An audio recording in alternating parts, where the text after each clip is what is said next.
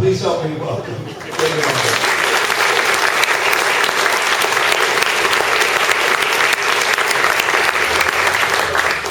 Thank you for that introduction, and thank you all very much for coming tonight. It's wonderful to see so many people here. And it's also really nice to speak in a room full of photographs of fish. And also, there was talk about the role of photography in scientific endeavors. And I just wanted to point out that the cover of The Rocks Don't Lie was shot on my iPhone on a sunny day in Scotland. And I'll get to explaining what those rocks are on the cover and what they mean partway through the talk. But let's just say that the iPhone and photography may not revolutionize science, but perhaps publishing. So how did a geologist come to write a book about the way that science and religion have influenced each other over the last many centuries, which is at the heart, one of the things that this book is about. But I came to that by essentially doing fieldwork in Tibet, which you might not sort of imagine. But I got invited to actually be the geomorphologist for a field excursion to southeastern Tibet back in the early 2000s, and it was one of those opportunities too good to turn down. I wouldn't get any salary out of it, but I'd get airfare and get to spend a month poking around eastern Tibet, looking at geology that people like myself, geomorphologists, really hadn't looked at before. And one of the things that we noticed are things like this flat-topped bit of topography there, this terrace sitting in the middle of the valley. You see the valley walls off to the side. Turns out there are these giant delta deposits rising hundreds of feet above the floor of the valley in this river valley in eastern Tibet. And as we drove down the newly constructed road from Lhasa down to the gorge of the Tsangpo River, where we were actually going to study, I started to piece together a story that had nothing to do with what our proposal said we were going to go do there. And as so often happens in geologic research, the really interesting things are not what you say you're going to do, it's what you kind of figure out on the fly once you're there and you actually see things. And it turns out that this is essentially a deposit into a big lake. And how do we know that? Well, if you get in there and look in the road cuts, there's 4 set deposits. Basically, there's geologic structures that show you that this was deposited into a body of still water and was built out over time when a river deposited material into a lake. It's a delta, but it's high and dry. There's no lake there now. We started then looking downstream for, well, what might have dammed a lake? How could there have been a lake there in the past? And as we look, literally about 100 kilometers downstream from that last slide, at the gorge of the Tsangpo River, we found these other moraines, glacial moraines, sticking out into the valley. The high peak in Amchibar was sort of sitting up there. Do we have a laser pointer in the house? No? Okay, well, I'll just gesticulate wildly. Up there in the upper right-hand corner, there's a high peak in Amchibar. It's about 20-some-odd thousand foot high peak. And at some time in the past, ice advanced down off of that wall, bulldozed up those ridges you see in the main foreground, and you can actually find the glacial debris on the far side of the river valley to the left, because the Tsangpo River drains just around there to the left before it drops through the deepest gorge on Earth, the 7-kilometer deep gorge that goes from Tibet down to India. Turns out there had been a wall of ice that dammed this river and created a giant lake that deposited the terraces that we saw on the last slide on the edge of the Tibetan Plateau. And as you might imagine, a wall of ice does not a good dam make. Why not? Well, ice floats, right? So you dam the river, you fill up a lake. What happens when the ice dam floats? You flush the lake down through this narrow gorge through a steep Himalayan valley. In other words, you get an enormous flood.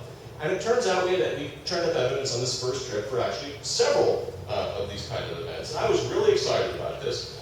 And so when I went to talk to some of the local villagers who we had hired to basically get a bottle of water out of the river once a month so we could analyze, so one of my colleagues could analyze the chemistry of the water and try and figure out the things that he was studying.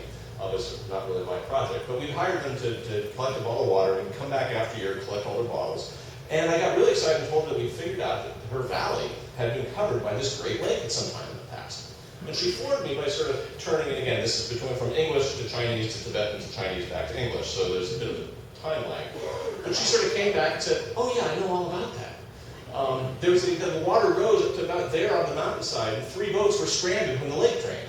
And I was floored, because I thought we discovered this ancient lake, and here it turns out that the local villagers knew all about it, and the big flood that I was so thrilled with having discovered. And this, it turns out that we asked her where you learned about this flood. And she said the lamas at the local temple had told them all about it. So we went to ask the head lama about it, and he basically filled us in on the story that Guru Rinpoche, this gentleman here, Padmasambhava, the second historical Buddha, the guy who brought Buddhism to Tibet and converted Tibet, one of the miracles that he is reputed to have performed to convert the locals was defeating the demon in the lake and draining the lake to reveal the fertile farmland of the valley bottom that this woman and her family actually farm today. So I was really pretty astounded. Here it turned out that, and then it turns out that our radiocarbon dates from the lake deposits in this valley date to about the time this guy actually came here, in about the 8th century AD. So I was really kind of floored. Could there actually be a historical basis for this local folklore that I would never have put much credence in if I hadn't actually discovered the geological evidence before I heard the story? And this got me interested in the other flood stories from around the world. How much might they actually have been rooted in geological facts and events that actually had occurred? And so, if you think about the global distribution of flood stories, an interesting pattern actually emerges. They're concentrated around the Pacific Rim, and in North America, Scandinavia, sort of around the circumpolar regions. If I had a laser pointer, I'd gesticulate to that, and also in the Middle East and Central Asia. But there's a few places on Earth where there really are not very well documented examples of flood stories. Africa, for example, doesn't have many flood stories. It's a region where, well, I'll get more into that a little later. And Chinese flood stories, traditional flood stories, tend to be really different than other flood stories. They tend to be about the draining of lowlands, draining of swampy land, the conquest of nature, not the flooding of the whole world due to the wrath of some angry deity. So I started to think about the distribution of flood stories and the characteristics of flood stories globally after this Tibetan entree into thinking about, well, what might actually be behind some of them. And if we look at the characteristics of flood stories around the world, the common elements, this is a table taken from a web source that lots of people have actually compiled flood stories from around the world, and as you are all probably aware, argued for centuries about what they might mean. But the common elements that you actually find in most of them are that people survive destruction by water on some type of a boat.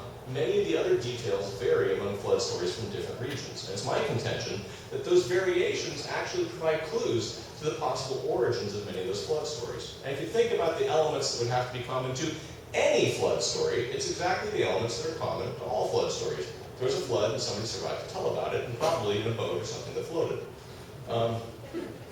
But it also brings up the question of, could an oral tradition survive transmission over thousands of years? Because if traditional flood stories actually record some kind of ancient events, then many of them predate writing, predate written history, and they would have had to have been passed on as oral traditions. Well, it turns out that we have examples of pretty strong oral traditions that have been passed down for thousands of years. There's one kind of in our backyard to the south of us, in that a Klamath Indian story that was recorded in 1865 reads a lot like an eyewitness account of the eruption of Mount Mazama that formed Crater Lake more than 7,700 years ago, almost 8 millennia ago.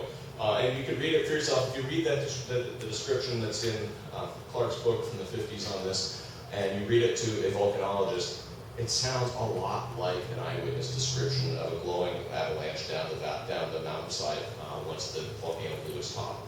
And there are other examples of stories that have survived transmission for thousands of years. But if we look, so the basic idea that an oral tradition could have survived for thousands of years is not a crazy idea.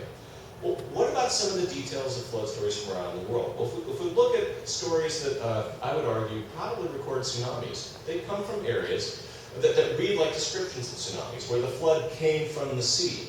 They come from areas that tend to be prone to tsunamis, from Alaska, the western coast of South America, the Pacific Northwest, Pacific Islands, Southeast Asia. And there's one native story from the coast of Chile that tells how 2 great serpents vied to see who could make the sea rise more, causing an earthquake and sending a great wave onto the shore. Pretty nice, concise description of what a tsunami would seem like to a pre-scientifically literate society. And there's an Inca story that in the days before there were any Inca, the sea broke free of its bonds to flood the land, killing everyone in its path. Again, something that if you've seen the images of the Japanese tsunami from last year, it sounds like a pretty good description of that. There's Native American stories from the Pacific Northwest that are probably eyewitness descriptions of the tsunami in 1700, and other stories that are older that may record even older tsunamis. There's also stories that seem to describe glacial dam breaks, much like our Tibetan flood.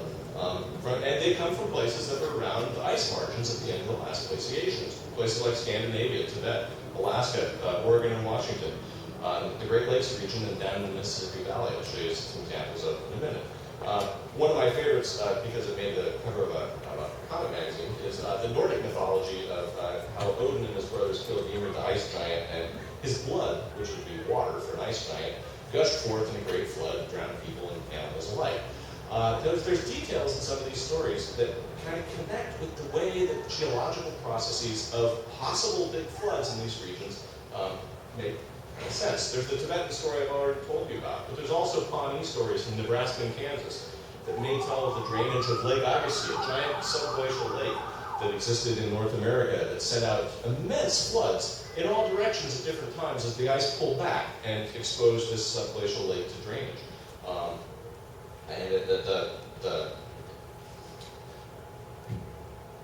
One can't really talk about great floods in this region without mentioning the Missoula floods. I'll do it twice here and a little bit later.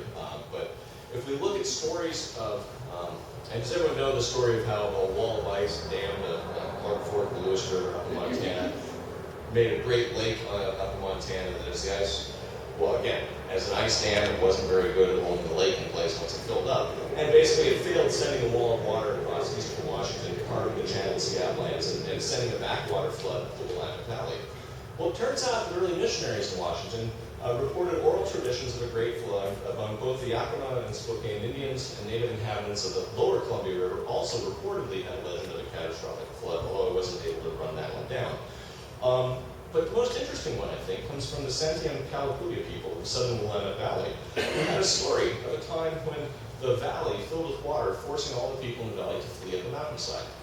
They didn't know, the people down in the Willamette Valley, where the wall of ice that went, the wall of water, this great flood that went down the Columbia River Gorge, backed up the Willamette. These people didn't know about the great flood that was in eastern Washington. They just knew that the water in their valley rose for an unexplained reason.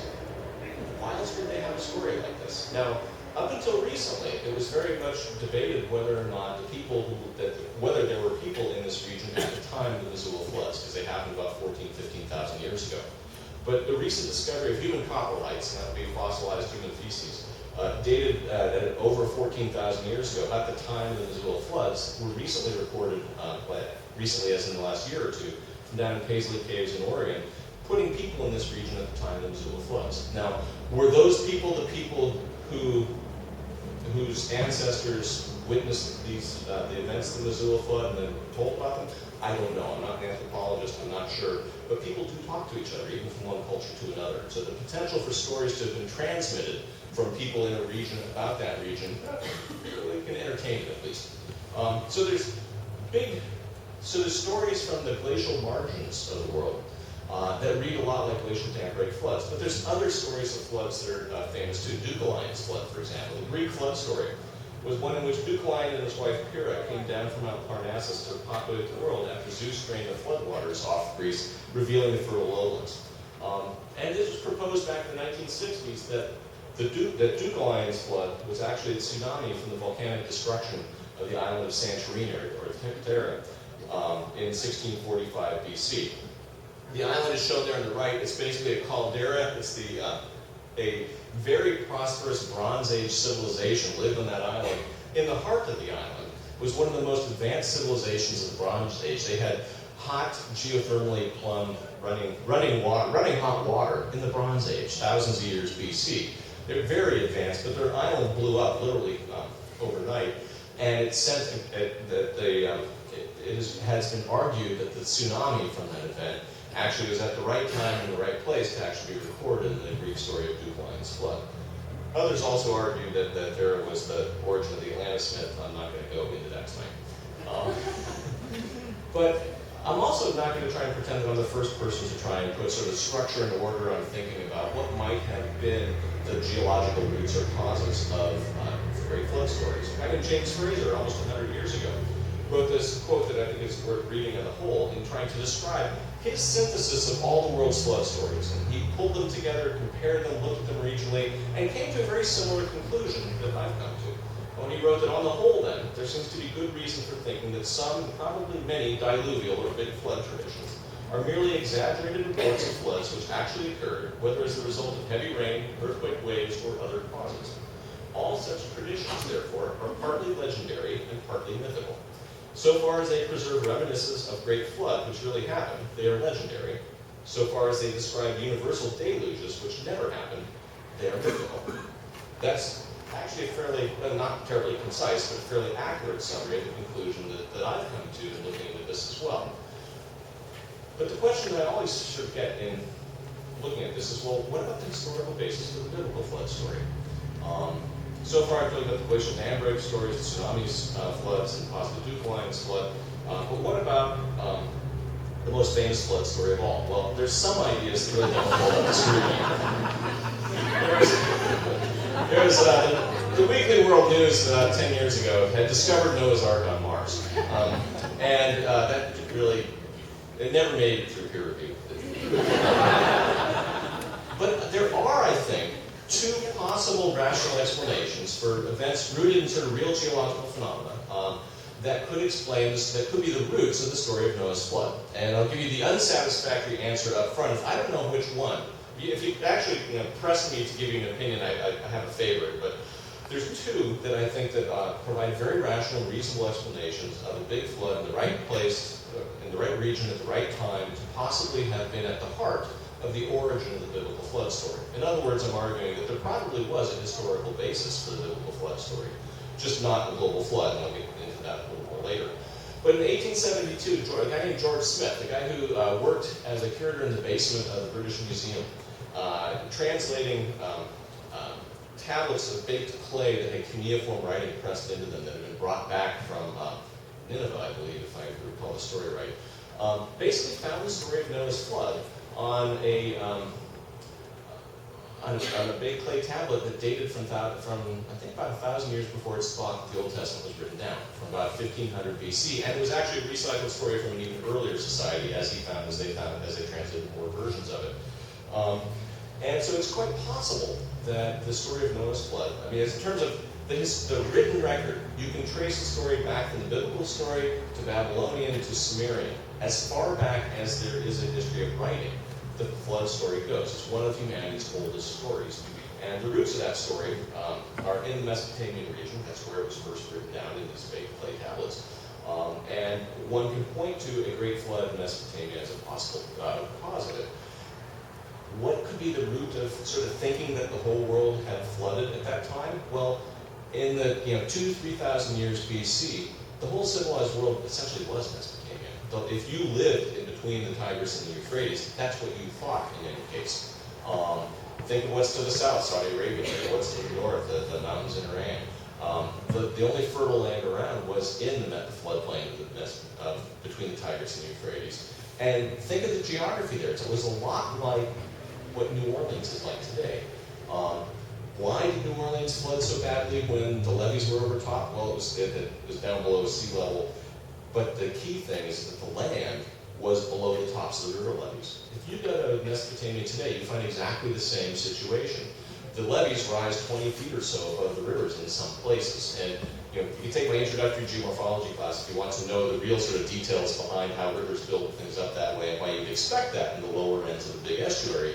But suffice it to say that this was a region where when you got the really big floods that could happen, when you had a big rainfall on top of a snowpack in the Zagros Mountains and the floodway made it all the way down into Mesopotamia, once the levees overtopped, the valley bottom filled up like a bathtub.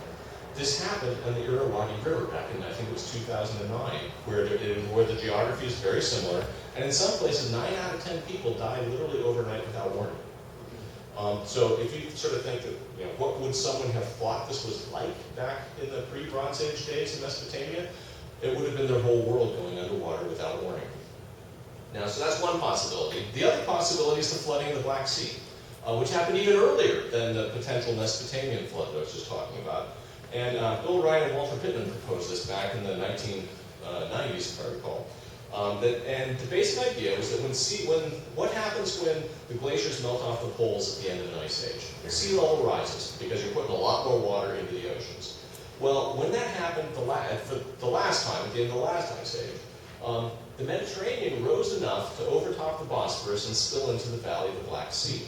And the Black Sea, up until that time, had been a freshwater lake, and it was somewhere between 30 and 300 feet below modern sea level. So what happens when the great reservoir of the world's oceans starts spilling over the narrow lip of the Bosphorus to flood the Black Sea? Well, it tops up to sea level. So you have, and the reconstructions of how long this would take are on the orders of weeks to months. Geologists are still arguing about whether it filled up 30 feet or 300 feet. There's lots of, geologists like to argue. It's what we do. And geologists are still arguing about it, as we're arguing about the timing of it. But it's very clear that the Black Sea went from freshwater to marine very rapidly, sometime about 7,000 or 8,000 years ago. And the idea is that there were communities, some of the world's earliest farming communities, around the edges of the Black Sea. So if you look up in the upper left-hand corner, all that blue stuff is what's underwater today. Notice that shelf to the left, there's sort of a rim of fairly shallow water that was probably not submerged at the time when this great flood of the Mediterranean and the Black Sea happened.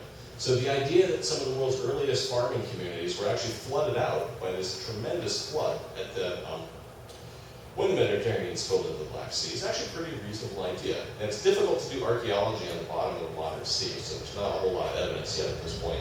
But anthropologists and archaeologists have argued there's a great diaspora, a movement of people around 5600 BC, about the same time, about 7,600 years ago, about the same time that this great Black Sea flood is thought to have happened. And what Ryan and Pittman proposed that the flooding of the Black Sea sent refugees off in all directions from sort of an ancestral agricultural heartland in the Black Sea, and that was the origin of the story of Noah's flood, that some survived to tell the story, and that those folks went to Sumeria, where the other option, and the big clay tablet option for the origin of the story might have been picked up. So can I tell you that I have any confidence as to which of these two might be the origin of the story of Noah's flood? No, I can't. Because it's quite possible that a story that was actually originated in the Black Sea was then resonated very well with people in Sumeria who then were subjected to periodic flooding. The story of a great flood would have meant a lot to people who were periodically subjected to a great flood. But at this point, there's really no way to discriminate between those two hypotheses, so I'm not going to bother trying. But scientists are still arguing about whether the story of Noah's flood could have been triggered by the Black Sea flood. But the thing that really puzzled me was that a fairly substantial branch of modern Christianity in the United States, young Earth creationists, were incredibly outraged by geologists actually arguing that they had found geological confirmation of the biblical story of Noah's flood. There were web postings accusing these guys of trying to undercut the Bible and things that I'm sure they hadn't actually thought about. And this got me into thinking about, well, what has been the history of theological thinking about the story of Noah's flood? And that's how I got into sort of thinking about, well, what's been the relationship between geological thinking and theology viewed through the lens of Noah's flood?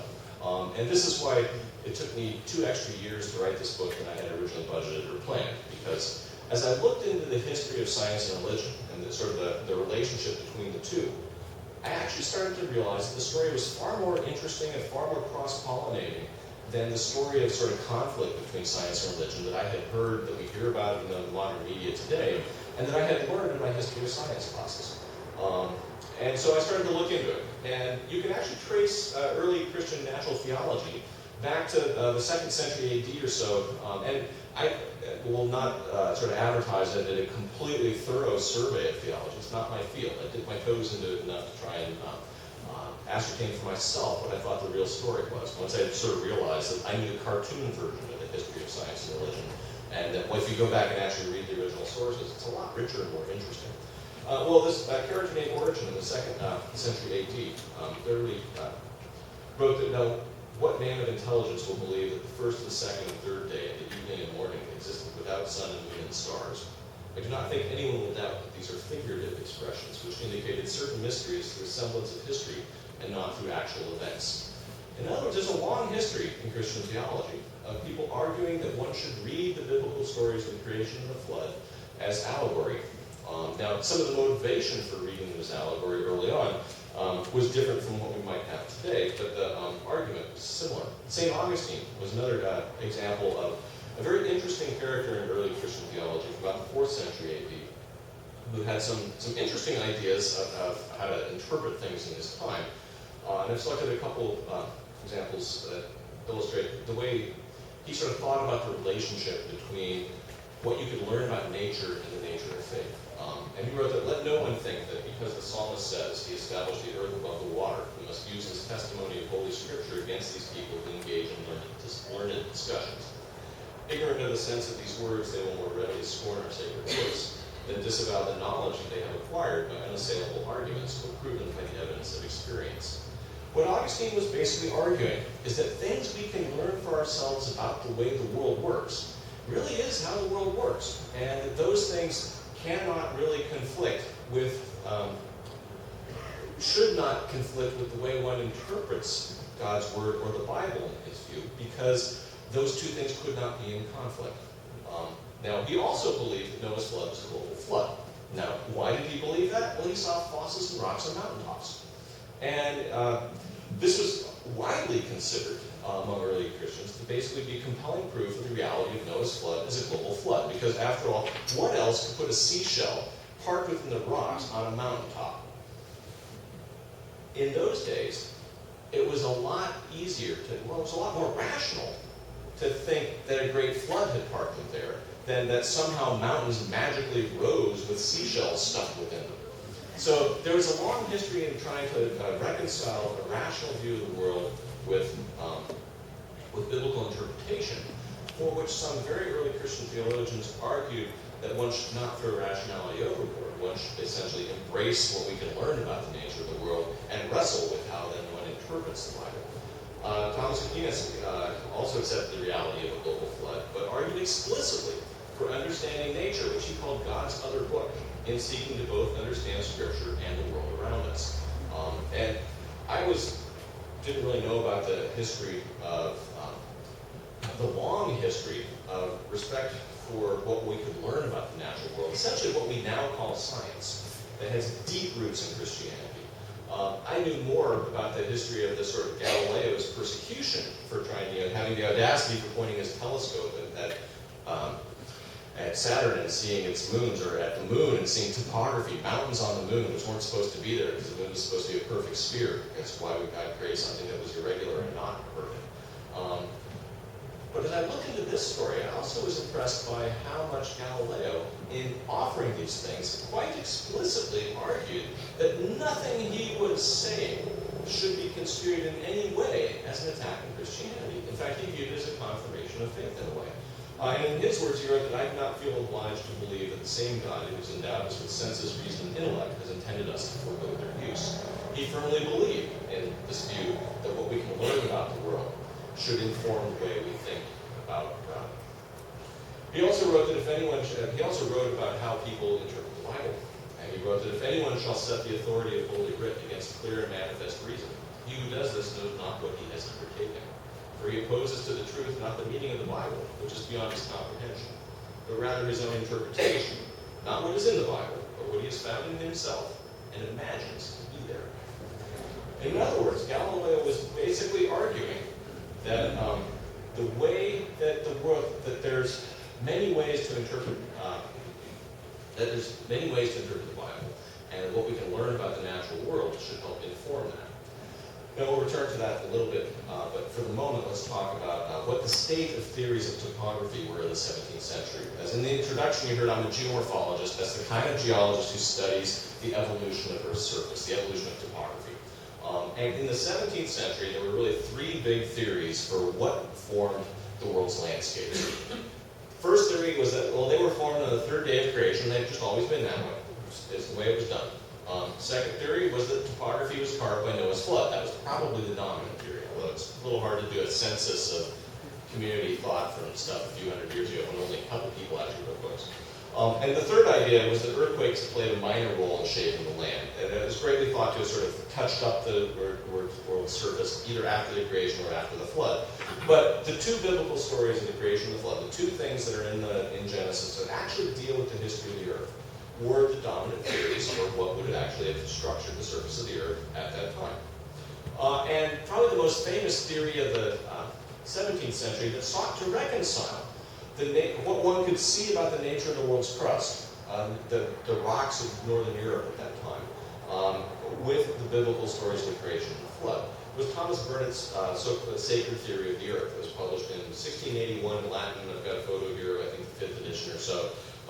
And his basic idea was trying to wrap around the problem of how do you generate enough water for Noah's flood to cover the world? Because in the 17th century, as today, it's a fairly simple exercise to demonstrate that there's not enough water on the surface of the Earth to cover Mount Everest. If there was, we'd all be underwater. So, Burnett tried to come up with an idea for, well, how might you actually explain that problem? Where did the water come from? And his idea, which was brilliant in its day, was to basically argue that the original Earth was created in a very different form than the world we know.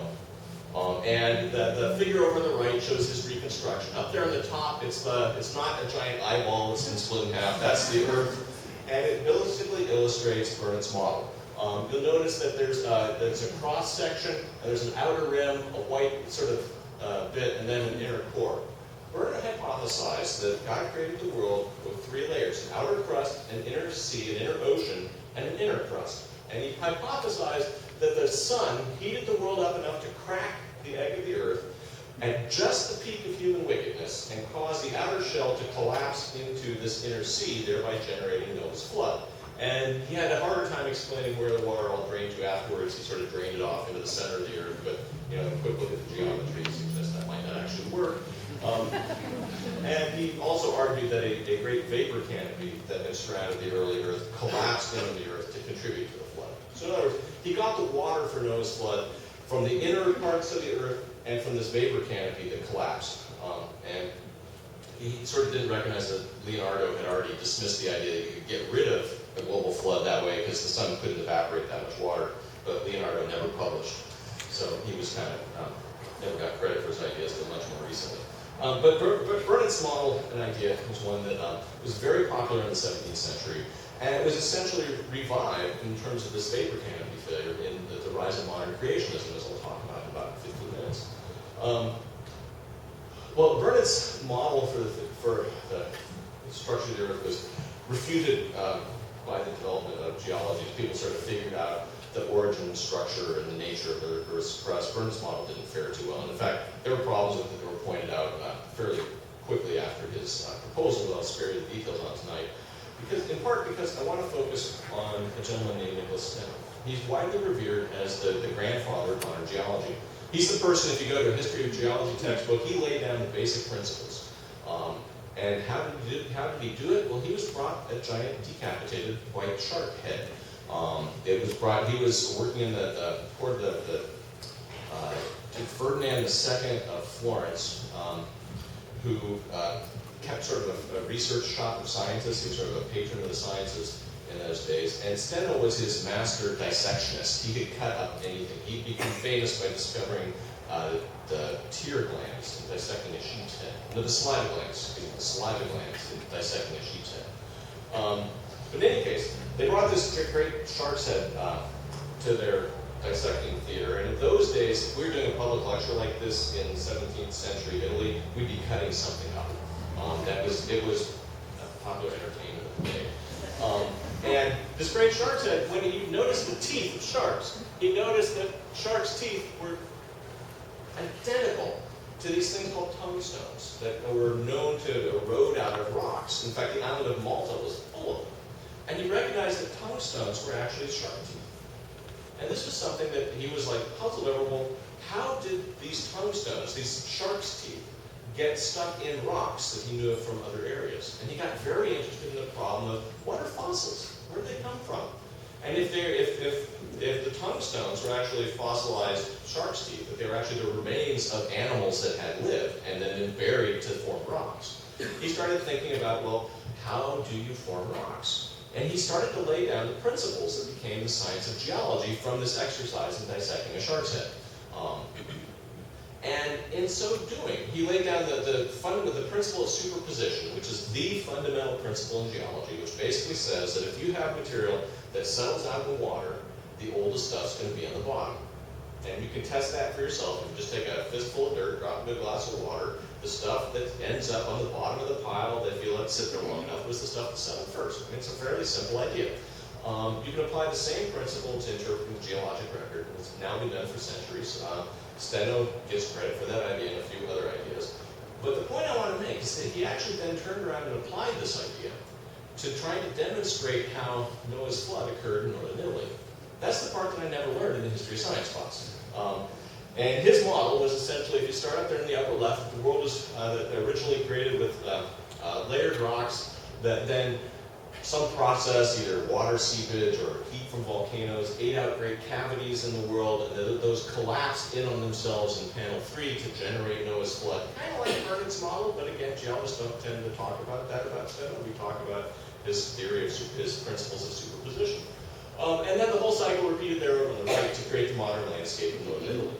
And what I like about Steno's story is that he basically had sort of demonstrated faith both in the rock record and in trying to turn around and interpret how you would apply that knowledge to then interpreting the biblical flood story. He came up with a model. Now, after Steno, fossils were widely seen as evidence of Noah's flood. The guy over there on the right is Homo da Testes, the man who testifies to the flood. That was the lithograph published by Johann Seucher, a Swiss scientist, in this 1731.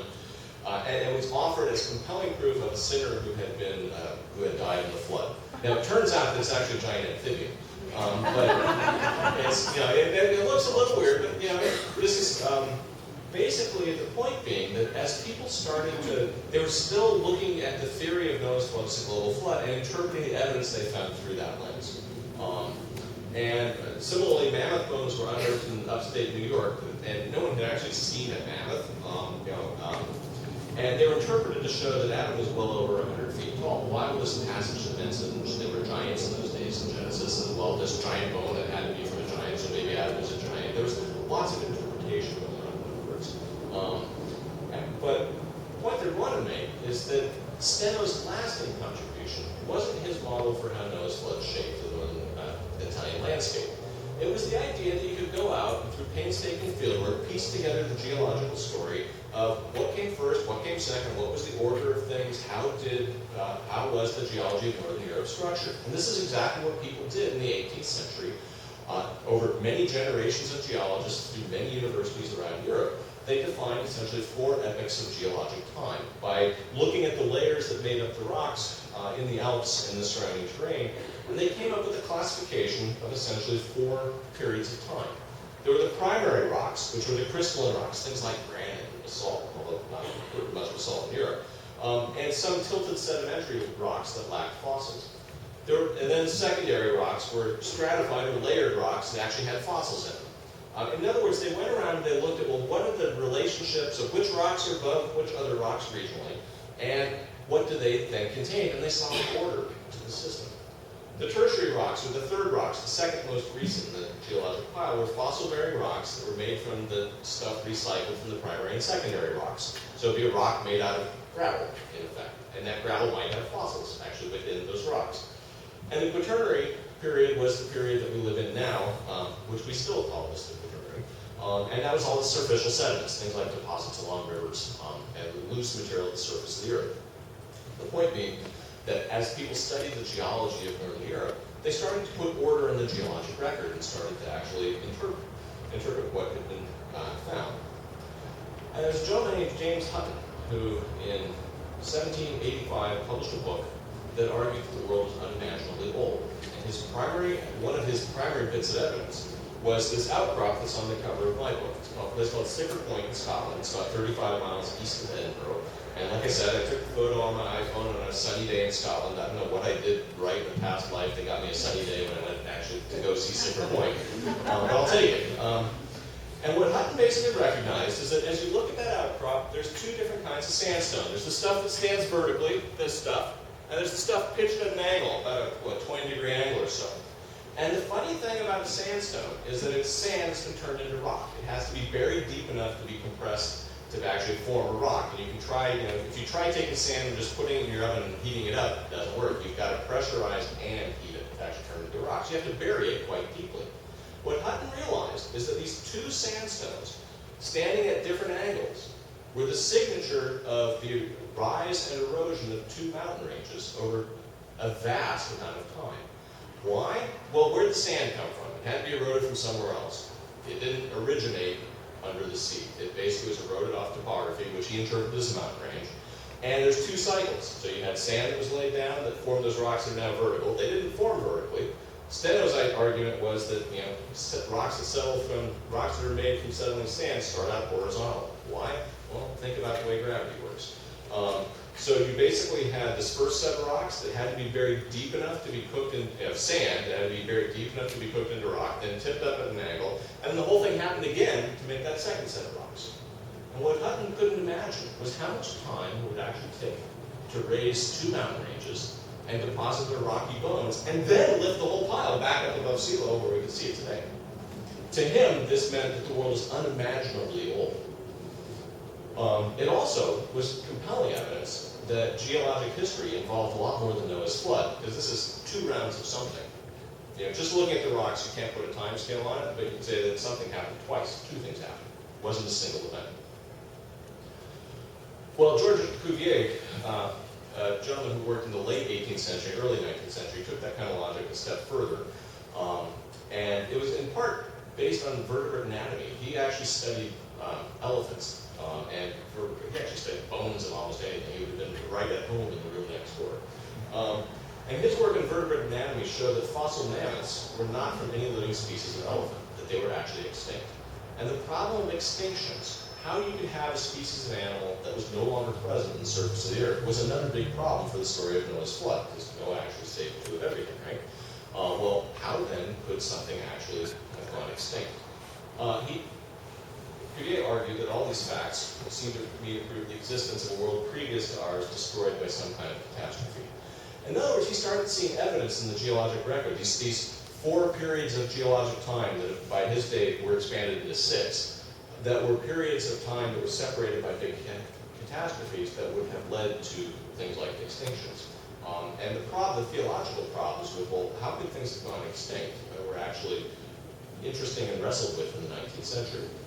The last geologist to really take the idea of a global flood seriously was William Buckland. He was the first geology professor at Oxford, and in his inaugural address, he noted how very well the geologic record actually supported the idea of Noah's flood as a global flood.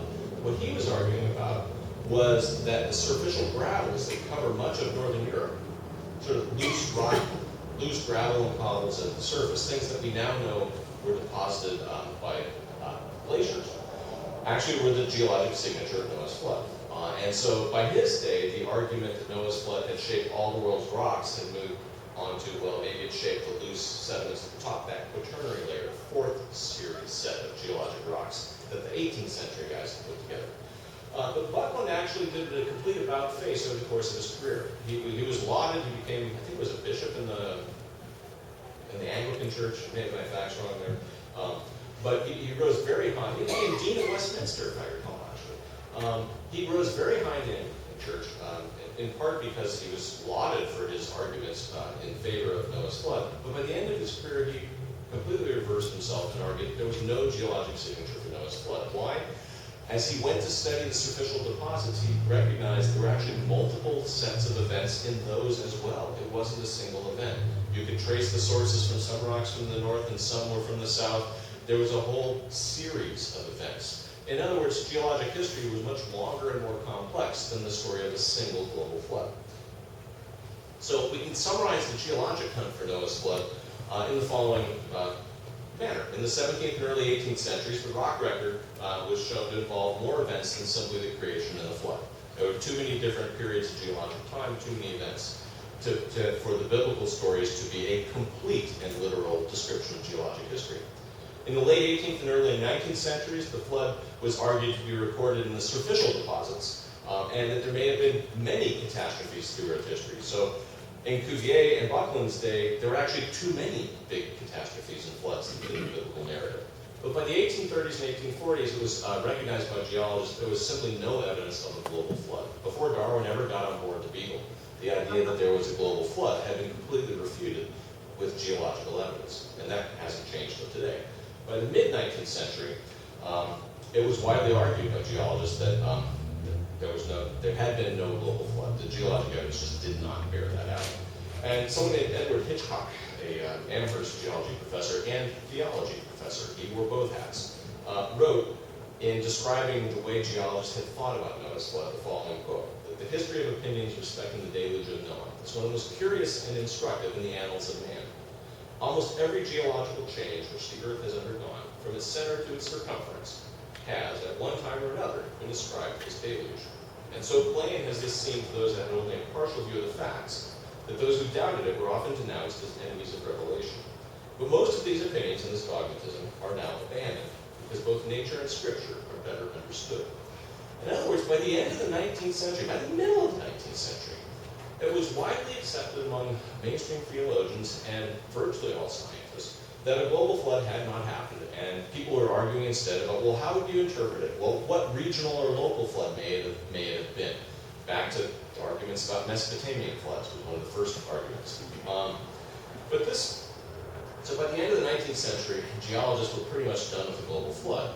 But this set up a very interesting sort of local story in the 20th century around Washington State.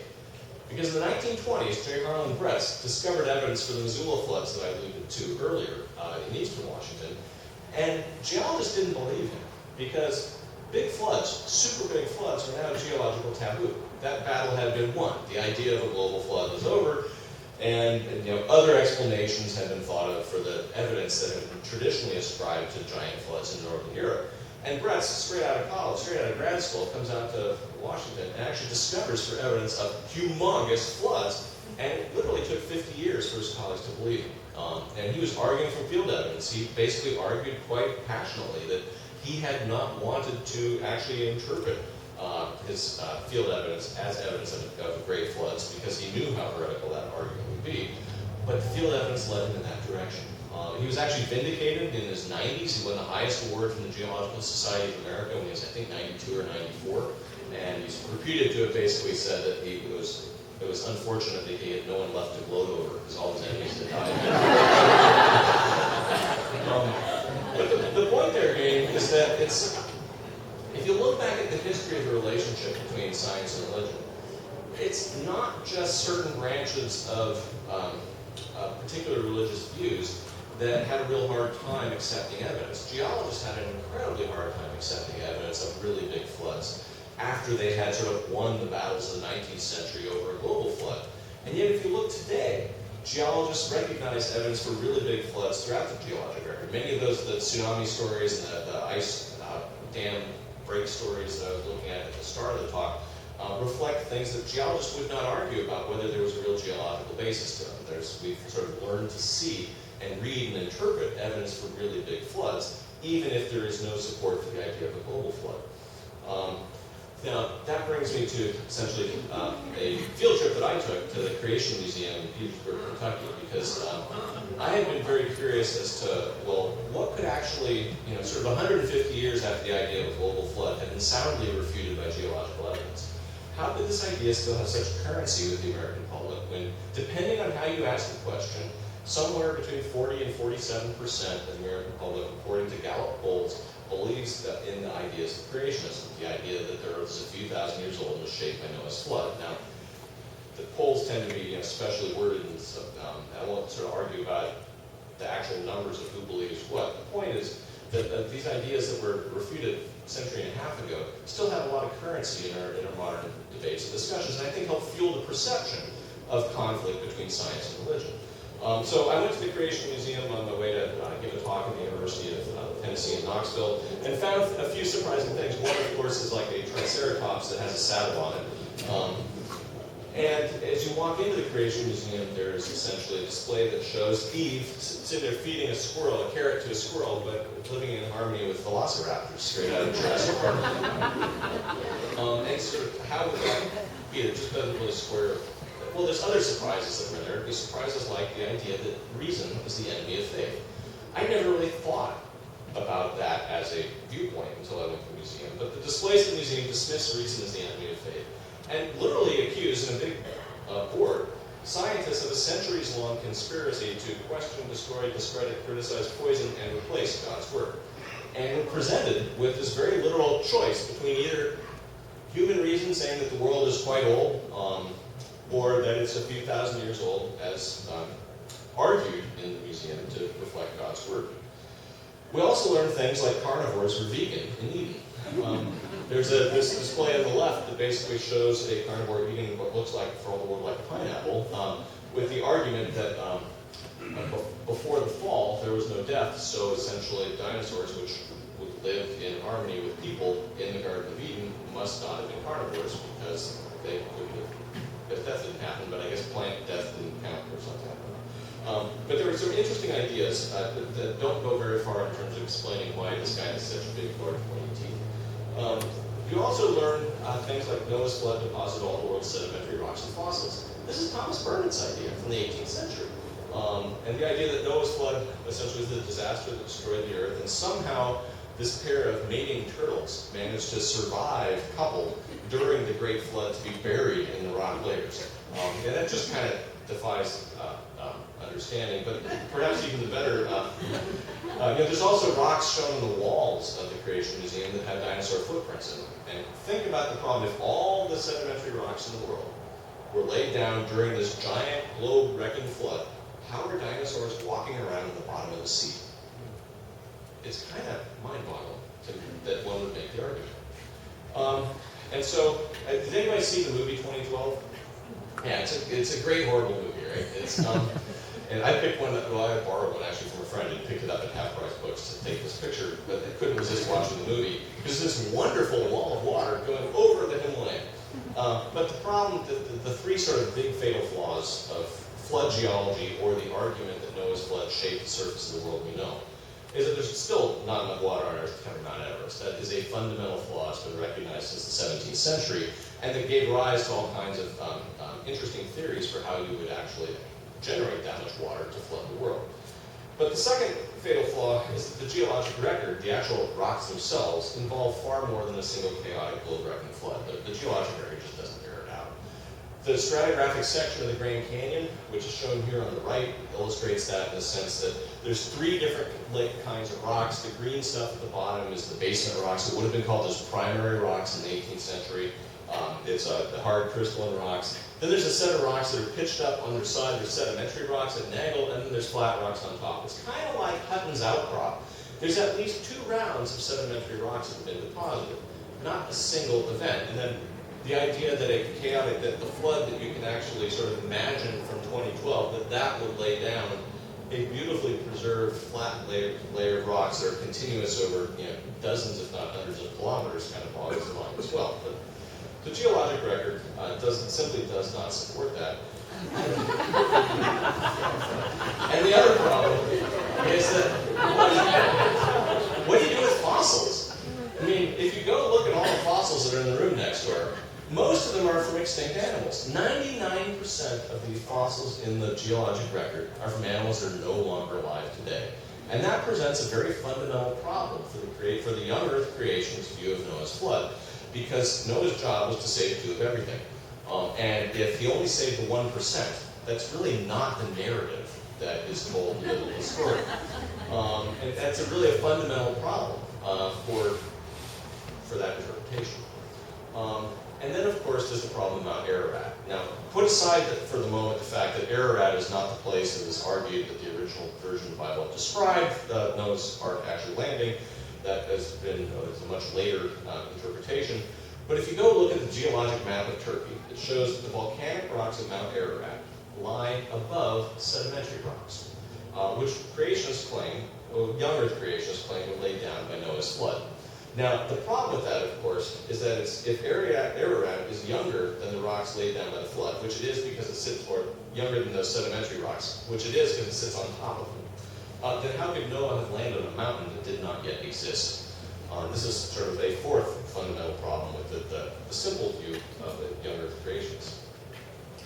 There's got to be these kinds of basic problems that are sort of well known to any geologist. got me wondering, well, how could people have made this argument in the 20th century and revived modern flood geology? Because if you look at the end of the 19th century, it wasn't just geologists who had abandoned a global flood. It was most Christians. This was the original fundamentalists did not buy into the idea of a young Earth shaped by Noah's flood. This idea was revived in the mid-20th century greatly by the publication of this book. There are a few other people who kept the idea alive in between, but the book, this book, The Genesis Flood by John Whitcomb and Henry Morris, really launched the modern young Earth creationist movement. And they were very clear about how they viewed things. They wrote that we take this revealed framework of history as our basic data, and then try to see how all the pertinent data can be understood in this context. It's not a scientific decision at all, but a spiritual one. And what they mean is that they advocate letting the Bible speak for itself, and then trying to understand the geological data in light of its teachings. In other words, they read their geological story out of how they interpreted the Bible, and then went to look for evidence to support their story. And they were very clear and very straightforward that that was the exercise that they were going through. And so they offered up a fairly insightful critique, actually, of 1950s geology. This is something that surprised me very much, because, well, basically, well, it's actually sort of an object lesson in how if you actually go and read original sources, you can actually sort of figure out the people who come up with ideas that you may wonder how they got to actually had a pretty rational basis for it. And these guys did, which surprised me, frankly. They had questions that geologists were not really able to answer in the 1950s. And they then pointed, well, they asked, for example, what did kill off the dinosaurs? At the time, there were not good theories for that.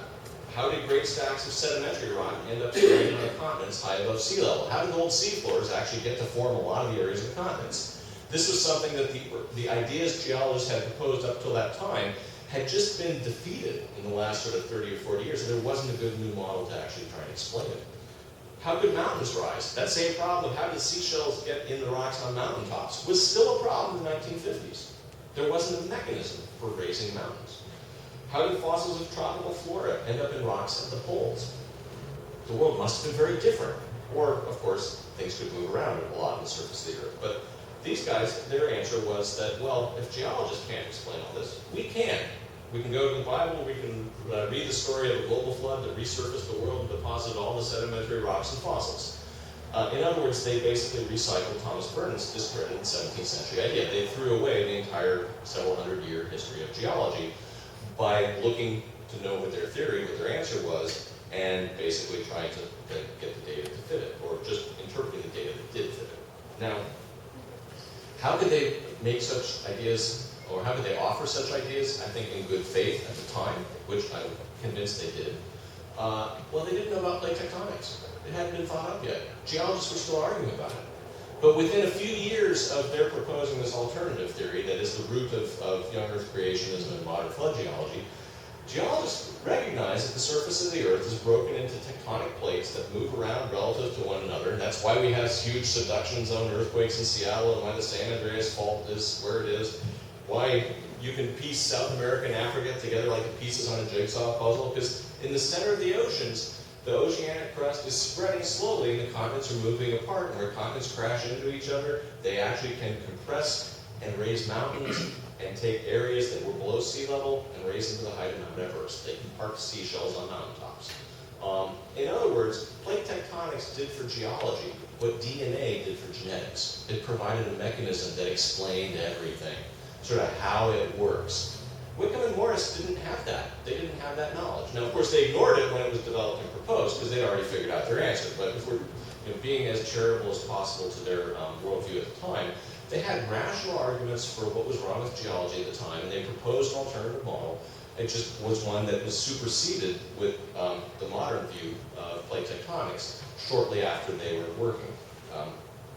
So, in viewing this sort of long history of the relationship between geology and Christianity through the lens of Noah's flood, I've come to really see that the so-called war between science and religion, would probably be better viewed as a war within religion over how to view science. If you look back at most of those characters in the history of geology that I described, many of them were priests, many of them were bishops. They were very devout Christians who were working to try and understand the nature of the surface of the world. They were not out to attack religion. The idea that they were would have shocked and appalled them.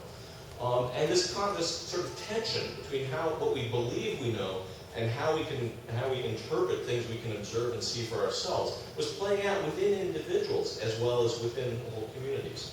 But in looking at that history, it's clear to me that modern creationists, young earth creationists, really have abandoned faith in what we can learn from the study of nature, what Aquinas called God's other book, because they have to reject the whole science of geology to explain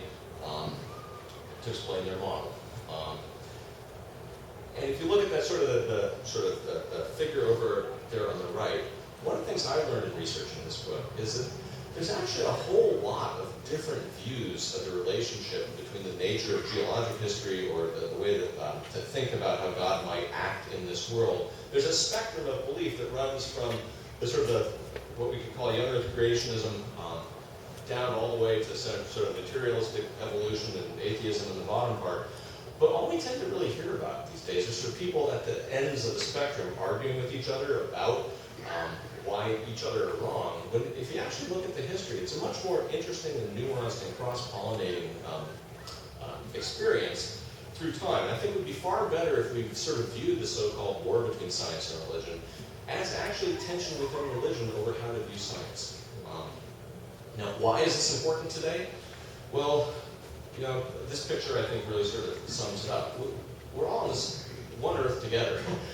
We face amazing challenges this century, not just as a nation, but as a species, in terms of figuring out how to actually live on this earth in a way that is going to minimize the potential for future extinctions, including our own.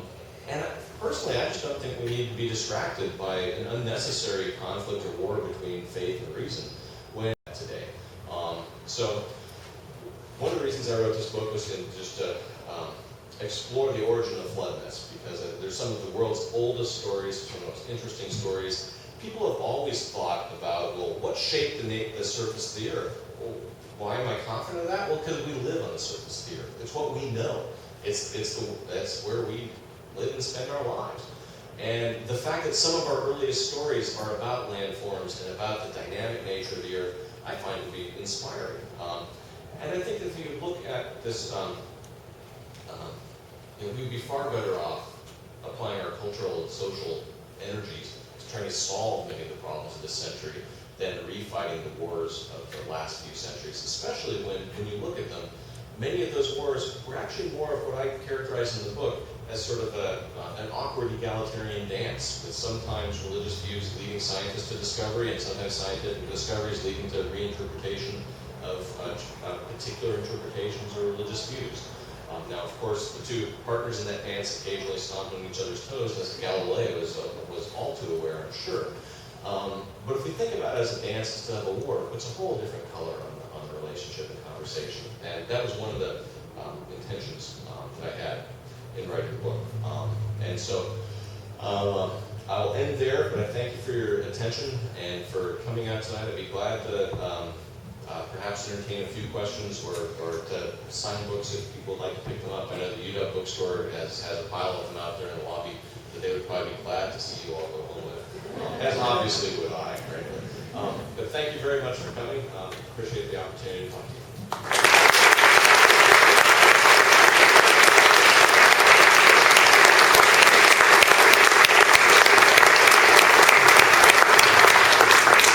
Let's take 3 questions. 3 questions, okay. Who wants to be? Toby, you want to be first? Why is the Black Sea, why was it fresh and not salt? How do you know that? Oh, because there are, people have drilled cores. So the question was, why do we know that the Black Sea was fresh and not salt? People have drilled cores in the floor of the Black Sea, and you can find the transition from freshwater organisms buried in the mud to saltwater organisms, and you also find sort of a black ooze death zone right at the transition. Well, the follow-up question is, how could something that's 30 to 300 feet below sea level not be salt like the Dead Sea? When you have everything flowing into it without any outlet to the marine, how do you have fresh water? Because you had a huge glacial source that did not have a lot of dissolved salt in it. So as with the Dead Sea, you don't have, you've got a whole different source. So you had like walls of ice that actually had filled it. So you had a big supply of fresh water that had low salinity. It's a good question, but technically that's two questions. Fair enough. Do we have a third, or should we adjourn? Sorry, one back. Yes. I just wonder if in all your research, you got a sense for how many scientists were actually very religious and either had a conflict there or didn't. I mean, is that a big... So the question was in this historical research, did I get a feel for how many scientists were actually very religious? Depends by what century you go through, and I think if you go before about 1900, the answer is damn near 100%. Yeah. It was, virtually everybody. I'll say north of 90%.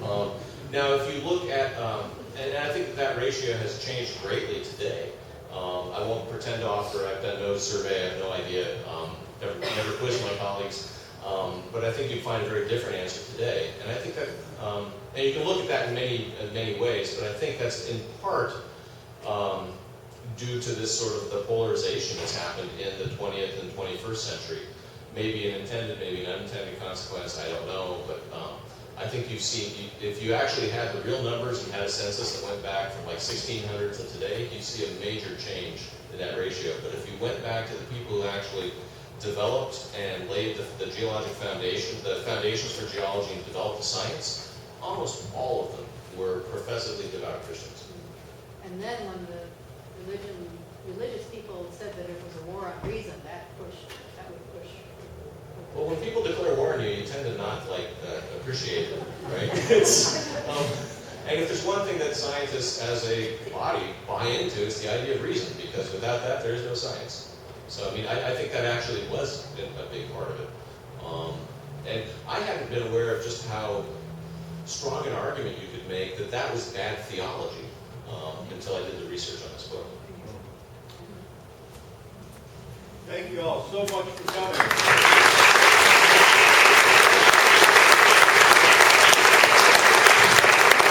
You can tell that David is incredibly articulate and expressive